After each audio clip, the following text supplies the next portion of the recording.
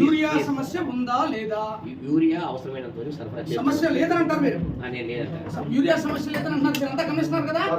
3 నెలల నుంచి ఈ నియోజకవర్గాన్ని మాజీ ఎమ్మెల్యేని 3 నెలల నుంచి ప్రతి రైతు యూరియా లేదని గగ్గోలు పెడతంటే బాధ్యతాయుతమైనటువంటి స్థానంలో ఉన్నటువంటి ఆర్డీఓ గారు చెప్తున్నటువంటి మాట ఏంటంటే యూరియా సమస్య లేదని చెప్తున్నారు ఆయన.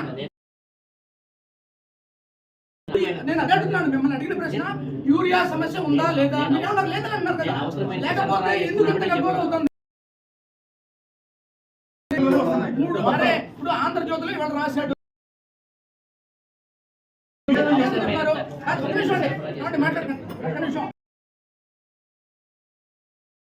నిన్న యూరియా వస్తే ఏం చేశారనేది మీరు ఇన్ని చెప్పినా కూడా యూరియా సమస్య లేదనంటే ప్రభుత్వం ఉన్నారా ఏంటిది?